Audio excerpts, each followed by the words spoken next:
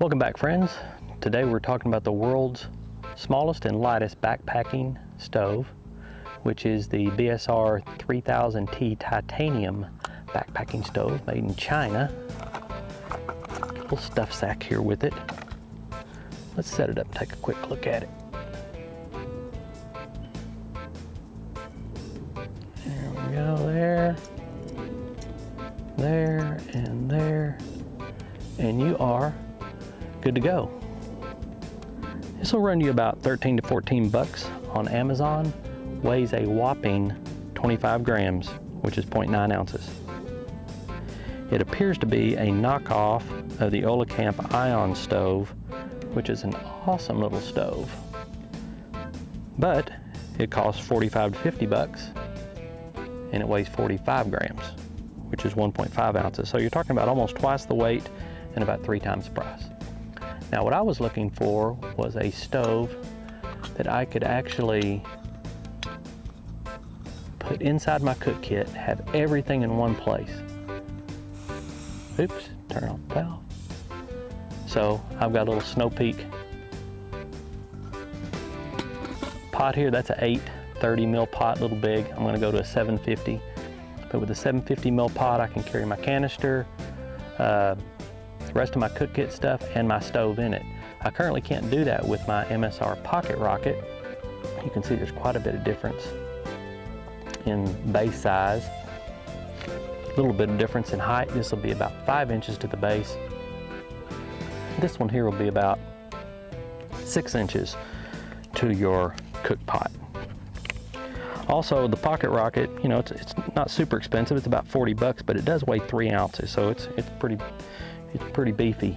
Good thing about it does have this wide base, which is great for bigger pots, but for the solo guy, this one will do just fine. And to tell you the truth, if you wanted to put a bigger pot on it, you could. You just need to be mindful of your, you gotta have it on a good stable base. But I would say for the solo guy, this is the hot ticket.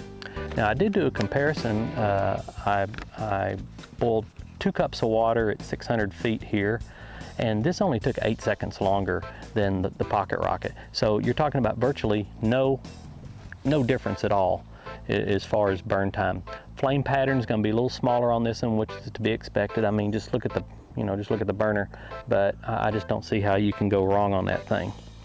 Now, as far as I know, this is the lightest backpacking stove that's currently available, and one of the few that will fit in this pot here that I'm trying to do. Now, if you don't want to carry a fuel canister, you can put all kinds of crap in your cook kit.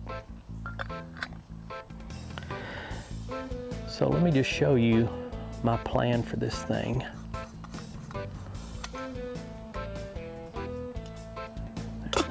Got my fuel. Wind it all up here. Turn that down like that. We'll put it in this little stuff sack. Now, I haven't, I'm starting to hear or read on some of the blogs, through hikers and such. These are starting to show up on the PCT, the AT and so forth. And so that's gonna be the best proving ground. So far for me, it's been pretty good, but that's really the place to go. Now here's my little standard cook kit. I've got a little piece of a towel. I carry some camp suds, and I carry a little piece of a sponge.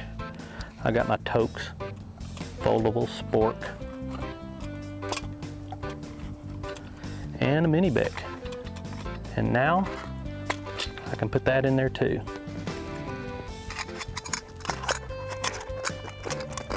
Maybe a tighter squeeze on my my new 750 ml pot, but it works here pretty good.